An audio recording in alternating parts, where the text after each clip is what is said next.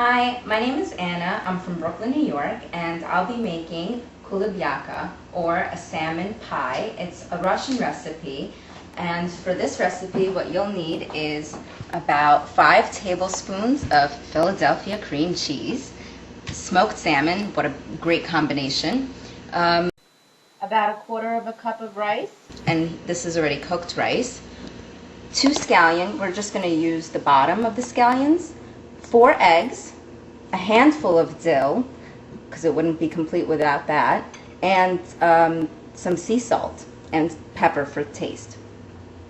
So the way that we want to start this recipe is chopping up all the ingredients and mixing it in with the rice. So I think this recipe is so delicious because smoked salmon and cream cheese is an amazing combination. I always like to order smoked salmon and cream cheese on a bagel. So this is just a wonderful recipe because you blend it all together. It's versatile. Instead of smoked salmon, for instance, you can put meat, ground meat.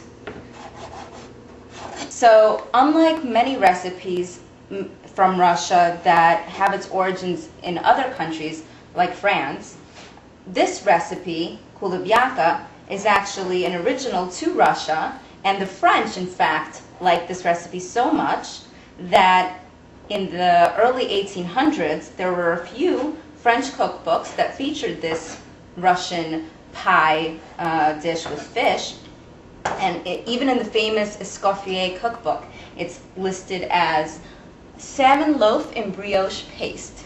So I just thought that was really neat because, you know, Russian cuisine might be foreign to so many people, but it's actually quite delicious, especially this recipe because all the ingredients meld really amazingly well together in the puff pastry, and it's really easy to make and so versatile. So I'm chopping up the smoked salmon into, you know, quarter-sized pieces.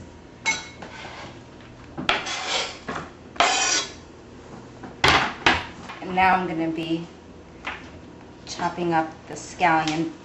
Just the bottoms is really all we need. Just the smoked salmon and scallion combination already smells delicious. So now I'm going to chop up the dill. It wouldn't be a Russian dish, of course, without lots of dill. And it really is a nice flavor when you bite into a piece of this yummy salmon pie. I'm just going to chop up the egg. Hard-boiled eggs, of course.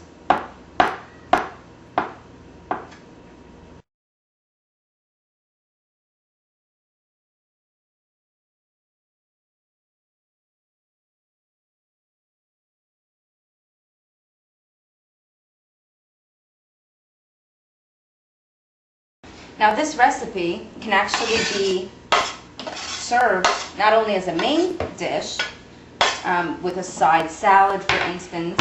It can also be a very delicious appetizer if you, instead of using a full pastry dough that's, you know, large size, you can use little pastry dough pieces and stuff them and then, you know, cover them into any shape.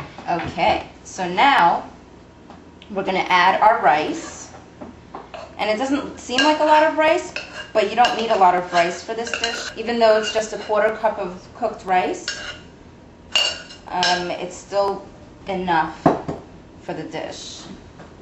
And now we're adding our Philadelphia cream cheese. Traditionally, you're supposed to add sour cream or creme fraiche, but I really didn't like that version because it didn't incorporate all the ingredients as thoroughly as cream cheese does.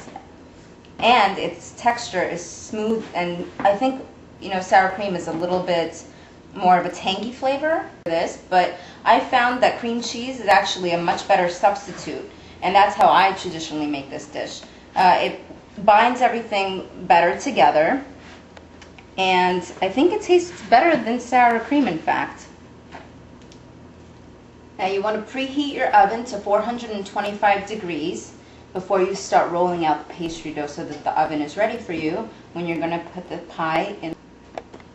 So now we're going to do the puff pastry part. So you just want to get a large puff pastry package from your store, and you want to flour your rolling pin and the board so that you're able to roll out the dough.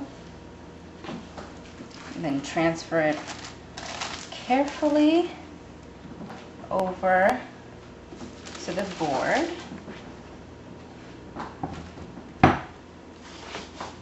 Let's just make sure it doesn't stick to the board.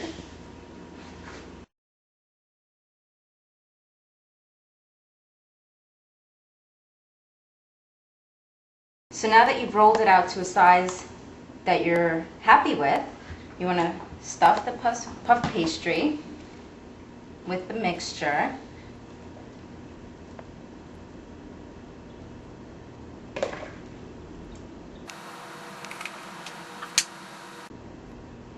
Put it on one side of the puff pastry so that you can fold the other side over.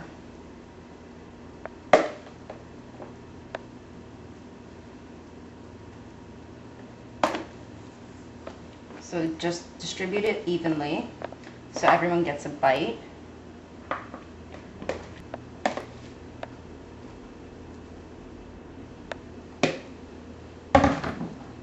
Okay. Now I'm leaving a border around so that when I fold it over, I can pinch it together and give it a nice egg yolk wash.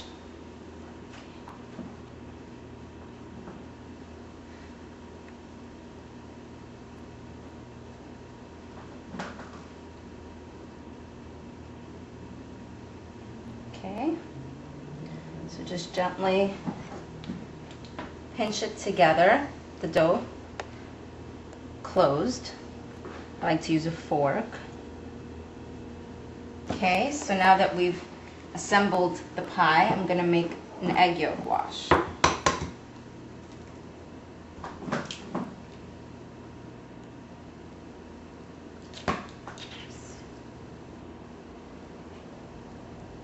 So we'll just add some water to it.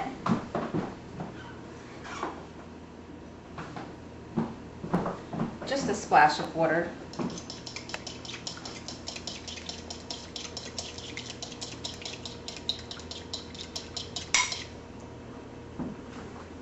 Okay. So now you want to poke some holes in the puff pastry so that it releases the steam. But I'm also going to be making some designs so that it looks pretty too.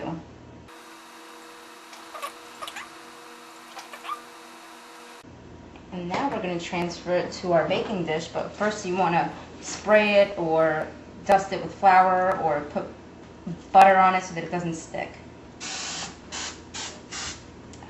Okay.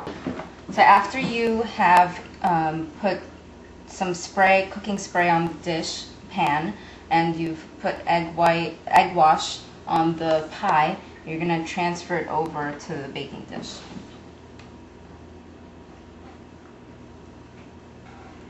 Now I'm going to use a spatula to help me because it is rather large.